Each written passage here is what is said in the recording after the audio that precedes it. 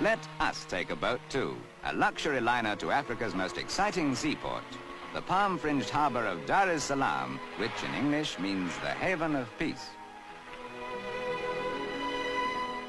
Peace, sailing over sheltered waters 3 miles long or fishing for big barracuda off the coast. Peace setting out for a swim in Oyster Bay.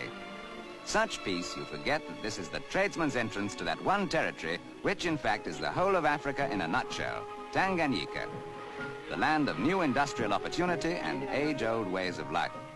It's hard to realize there are snow-capped mountains a motor ride away from this tropical market, that lions roam free not many miles away.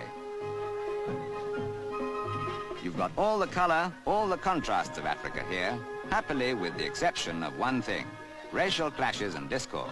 There's harmony in Tanganyika. What's this, pineapples? No, a sisal plantation. They dry off those spiky leaves to produce the stringy fiber that goes to make rope and binder twine. It's their biggest export and it goes in ever greater quantities to almost every country you can name.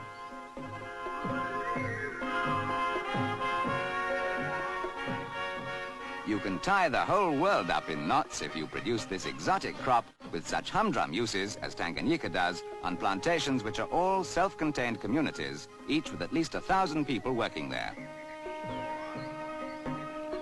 Don't let those elegant earrings mislead you. Those are Maasai warriors, once the most warlike of tribes.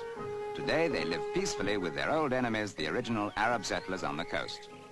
So let's leave them and go on safari with an aeroplane of all civilized things to take us to a place where life is still savage and wild.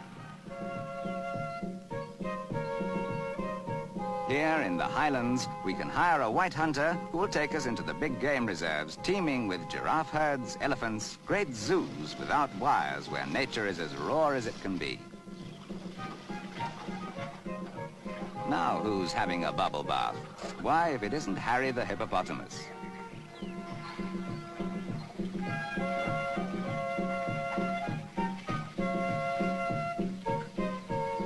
Sticking his neck out and asking to be shot, as they all do, with a camera, of course.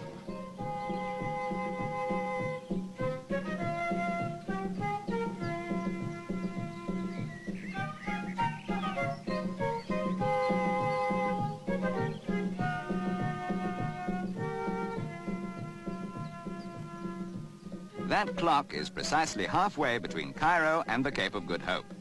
This is Arusha, the capital of the northern province, high on the slopes of Mount Meru and away from the humid heat you get on the tropical coast.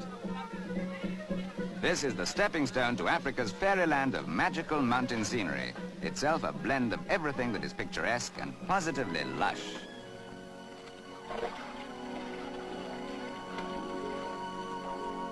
Honeymoon Hotel, by the look of things.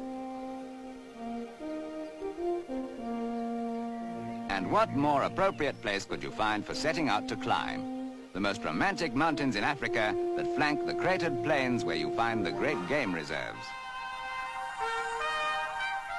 No other place on earth has such a variety of thrills so easily at hand, so easily available. You want to climb a mountain? Don't worry. You're well over halfway there before you leave the rest camp you reached by motorcar. All you've got ahead is a gentle trek over the foothills to Africa's loveliest view, Kilimanjaro. The final climb is far from difficult, but let's make it easier still and go by air. Snow in the tropics. Glaciers on a mountain range crossing the equator.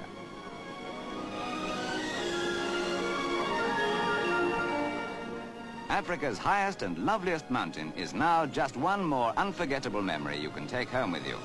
And there, Africa's unbelievable crown, Kilimanjaro's ice-decked crater to dazzle your eyes and dominate your memories.